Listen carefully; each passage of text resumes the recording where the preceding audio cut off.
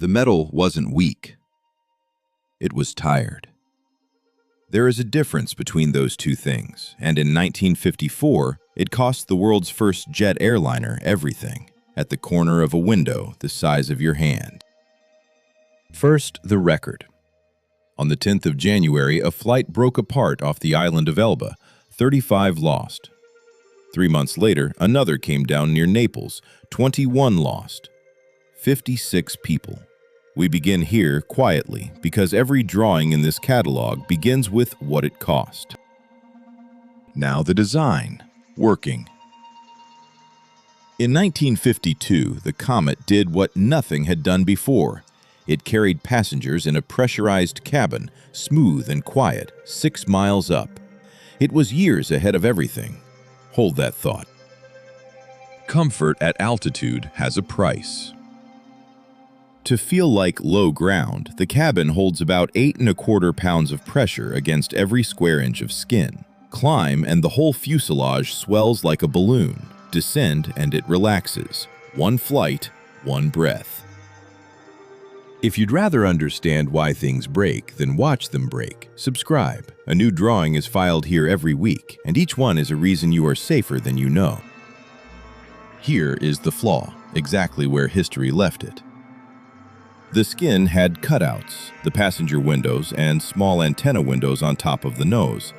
Their corners were nearly square, and a square corner does something quiet and fatal to a load. Load flowing through a sheet of metal cannot turn a sharp corner cleanly.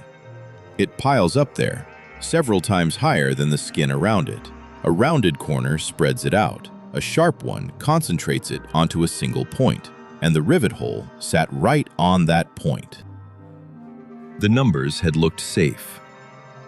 A test fuselage ran 18,000 cycles before it cracked. But that test piece had been overpressurized once first, by accident, and that single squeeze had pre-stretched the corners, hiding the weakness. The aircraft in service never got that protection. Watch the corner. Every climb swells the skin and squeezes that corner. Every descent lets go. Cycle after cycle, flight after flight, a crack too small to see opens a hair at the rivet hole and waits for the next climb. Then the crack is long enough and the rule changes. Here is the line the engineers could not yet see. You are about to. To prove it, the investigators did something elegant.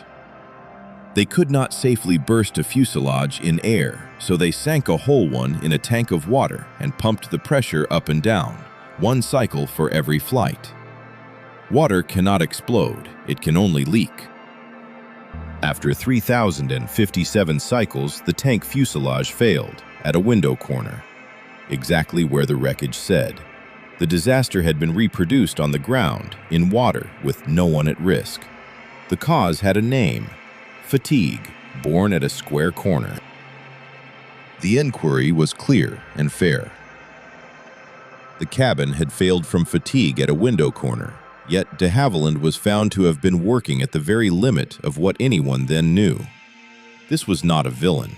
It was the price of being first. And here is why your aircraft holds. Every airliner since wears rounded windows, thicker skin, and a fail-safe rule. A crack must be caught and stopped by the structure around it long before it matters. Whole airframes are now fatigue-tested in tanks of water. The reason became the rule. Failure mode, fatigue. Nothing breaks without a reason. Now you know this one. Drawing filed.